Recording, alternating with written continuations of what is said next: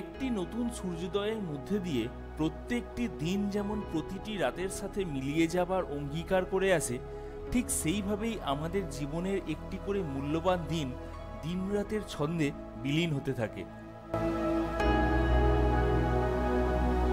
তাই আর দেরি না করে সকালে ঘুম থেকে উঠেই ঝড়খালি থেকে 6 কিলোমিটার দূরে অটো করে পৌঁছে গেলাম ত্রিদীপনগর মোহনায়।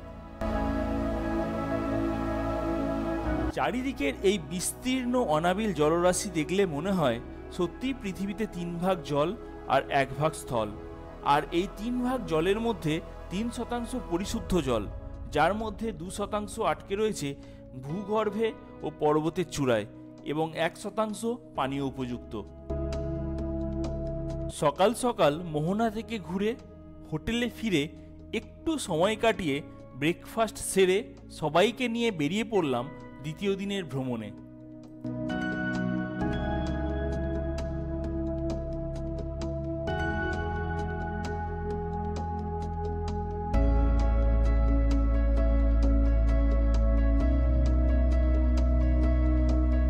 দ্বিতীয় দিনের সফরের প্রথমেই দেখে নেব ঝড়খালি টাইগার রেস্কিউ সেন্টার, যেখানে অসুস্থ বাঘেদের গভীর অরণ্য থেকে উদ্ধার করে ট্রিটমেন্ট করার পর পরবর্তীতে সুস্থ হয়ে গেলে পুনরায় গভীর অরণ্যে ছেড়ে দেওয়া হয়। এই টাইগার রেস্কিউ সেন্টার যাবার পথে দুধারে সুন্দরবনে উপস্থিত বিভিন্ন প্রজাতির বন্যপ্রাণীদের পরিচয়ের জন্য ভিজুয়াল বোর্ড এবং বন্যপ্রাণীদের সাথে আমাদের সম্পর্ক স্থাপনের জন্য কি করণীয় আর কি করণীয় নয় তার ফলকও লাগানো রয়েছে।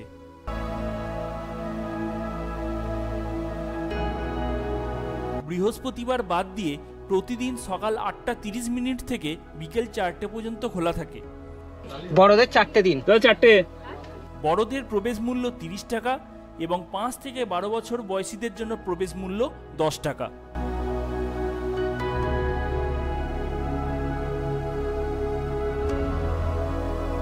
এই ঝড়খালি টাইগার রেস্কিউ সেন্টার 2014 সালের 8ই ডিসেম্বর রাজ্যের মাননীয় মুখ্যমন্ত্রী মমতা ব্যানার্জি উদ্বোধন করেন। বর্তমানে এখানে 2টি বাঘ চিকিৎসাধীন এবং কিছু সংখ্যক কুমিরও বসবাস করে।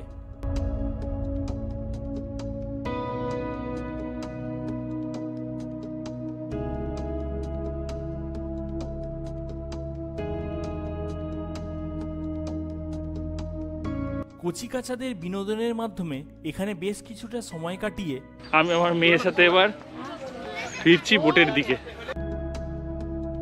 গত দুদিন ধরে ক্রমাগত ধস নামার কারণে প্রশাসনিক তৎপরতায় জেটি ঘাটের দুদিকের দোকানপাট স্থানান্তর করা হচ্ছে এবং সাধারণ জনগণকে সর্বদা সচেতনতা বার্তা প্রদান করা হচ্ছে।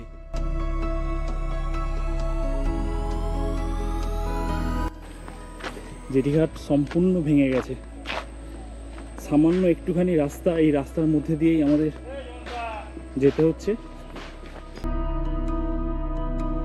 যেহেতু এই সুন্দরবনের অর্থনৈতিক কাঠামো পর্যটনের উপর অনেকটা নির্ভরশীল, তাই পর্যটকদের সহযোগিতায় প্রশাসনিক আধিকারিকরা সর্বদা সচেষ্ট ভূমিকা গ্রহণ করে চলেছে।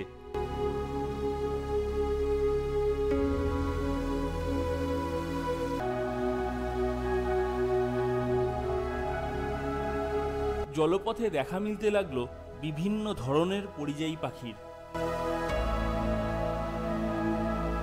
এই গভীর অরণ্যের পাশ দিয়ে ছোট ডিঙি করে মাছ ধরতে যাওয়া কেবল এই সুন্দরবনবাসীর পক্ষেই সম্ভব, যার সাক্ষী হয়ে রইলাম আমরা। কেবলমাত্র অর্থনৈতিক সংকটের তাগিদে জীবনের ঝুঁকি নিয়ে এই গভীর অরণ্যে হাত জালের সাহায্যে মাছ ধরা এই সুন্দরবন বলেই সম্ভব। সুন্দরবনের সবচেয়ে জনপ্রিয় মাছ চিংড়ি আছে, পার্সে আছে, দেখাও না,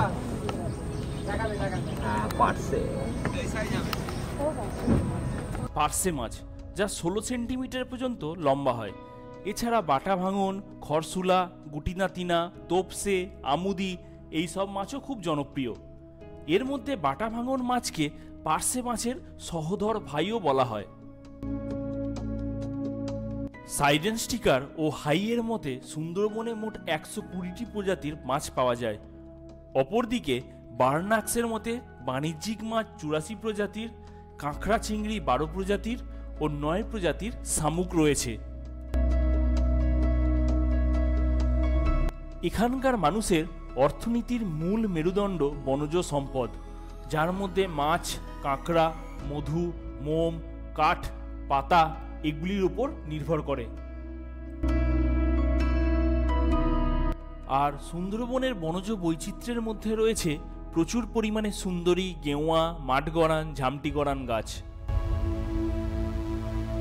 এখানকার উদ্ভিদদের প্রধান বৈশিষ্ট্য হলো শ্বাসমূল।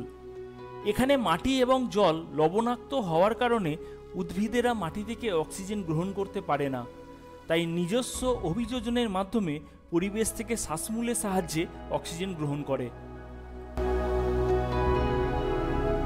1903 সালে প্রকাশিত প্রেইনের মতে সর্বমোট 245টি শ্রেণী ও 334টি প্রজাতির উদ্ভিদ রয়েছে এই সুন্দরবনে। সমগ্র অঞ্চল জুড়ে সুন্দরী ও গেওয়া গাছের প্রাধান্যের পাশাপাশি বিক্ষিপ্তভাবে ছড়িয়ে রয়েছে ধুন্ধল এবং কেওড়া গাছ। ঘাস ও গুল্মের মধ্যে শন, নলখাগড়া, গোলপাতা রয়েছে সুবিন্যস্তভাবে। কেওড়া গাছ নতুন তৈরি হওয়া পলিভূমিকে নির্দেশ করে, আর এই কেওড়া গাছের ফল চিতল হরিণের খাদ্য হিসেবে ভীষণ প্রিয়। পরিশেষে আমরা স্বাধীনচেতা সৃজনশীল মানুষ পরিবেশকে রক্ষা করার জন্য যতটা যত্নবান হব, পরিবেশও ততটাই প্রস্ফুটিত করবে তার সৌন্দর্য। আর সমগ্র সুন্দরবনের রাজা দক্ষিণ রায়ের নজরদারিতেই সম্ভব সমগ্র সুন্দরবনকে রক্ষা করা। একটি গল্পের শেষ মানে নতুন গল্পের শুরু।